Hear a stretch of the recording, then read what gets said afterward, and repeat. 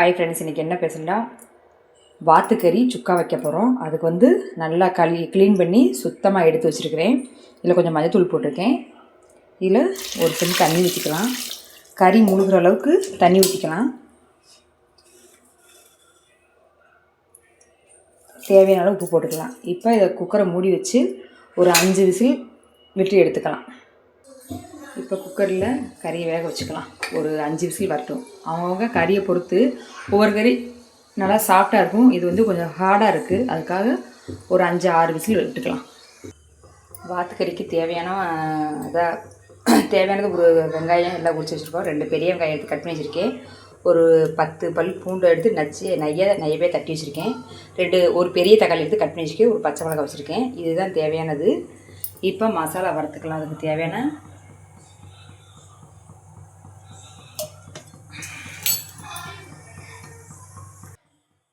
Masala ready பண்ணிக்கலாம். ஒரு 1.5 ஸ்பூனுக்கு வரமல்லி போட்டுக்கலாம்.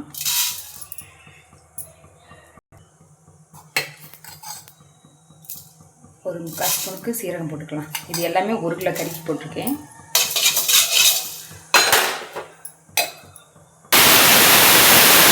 ஸ்பூனுக்கு மிளகு போட்டுக்கலாம். 1.5 ஸ்பூன் போட்டிருக்கேன்.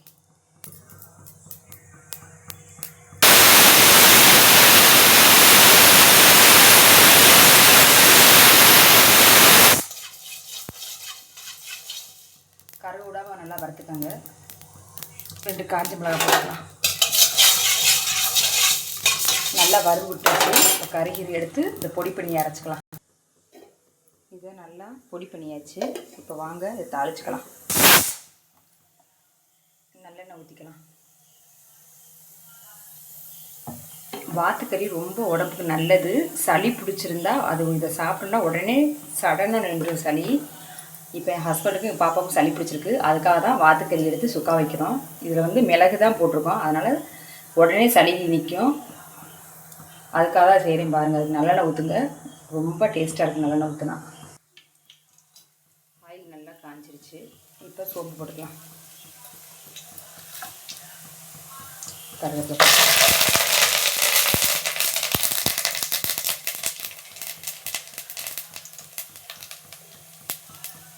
வெங்காயம் போட்டுக்கலாம்.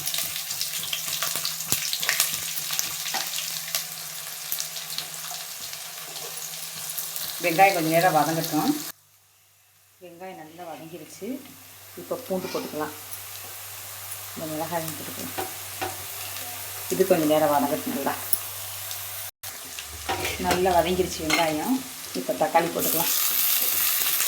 மைக்கை பிடிச்சி கூட பேசிடுவேன் இருக்கு. இந்த வீடியோவில் தன்னால் பேசுகிறது ஒரு மாதிரியா வாயெல்லாம் உளருது. என்ன பேசுகிறோம் என்ன செய்யணுன்றே தெரியாமல் உளருது. மைக்கை பிடிச்சி பேசுகிறது கூட ஈஸியாக பேசலாம் இருக்கு. நல்லா வதங்கட்டும். இது கொஞ்சம் நேரம் நல்லா தக்காளி வதங்கிட்டு. நல்லா தக்காளி வதங்கிருச்சு. இப்போ வேக வச்ச கறி எடுத்துல ஊற்றிக்கலாம். கறி அதில் ஊற்றியாச்சு. ஒரு கையில் வீடியோ எடுத்துகிட்டு ஒரு கையில் சாய்க்க முடியல. அதான் வீடியோ கீழே வச்சுட்டு செல்லை கீழே வச்சுட்டு அப்படியே போட்டேன். இப்போ மசாலா பொடி அரைச்சதை அப்படியே போட்டுக்கலாம். பூராமல் போட்டுக்கலாம். அப்போ தான் சரியாக வரும்.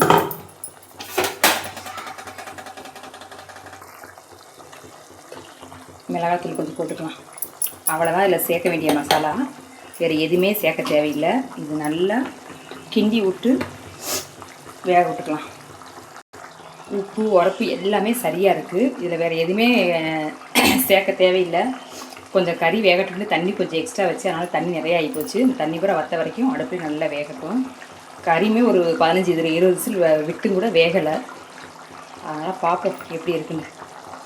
இப்போ மூடி வச்சுக்கலாம். மூடி வச்சுட்டு ஒரு 15 நிமிஷம் திறந்து பார்க்கலாம். வாத்துக்கறி சுக்கா ரெடி ஆயிடுச்சு. நல்ல கிரேவி பழத்துக்கு வந்துடுச்சு. நான் ஒயிட் ரைஸில் போட்டு பண்ணி சாப்பிட்றா. கொஞ்சம் லைட்டாக தண்ணியோடு வச்சுருக்கேன். மூளை வறுவல், ஒயிட் ரைஸ், கத்திரிக்காய் ரசம் வச்சுருக்கேன். இதுதான் இன்றைக்கி எங்கள் வீட்டில் லஞ்சு. வாங்க சாப்பிட்லாம். பாய். இது உடம்புக்கு ரொம்ப நல்லது. நெஞ்சு சளி பிடிச்சிருக்கோங்க வாத்துக்கறி வாங்கி சுக்கா வச்சு சாப்பிட்டு பாருங்கள். நெஞ்சு சளி உடனே சடனாக நின்றுடும்.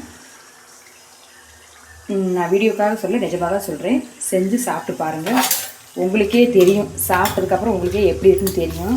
பாருங்கள்,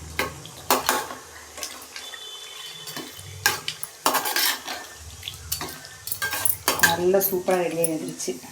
நீங்களும் செஞ்சு சாப்பிட்டு பாருங்கள். பாய்.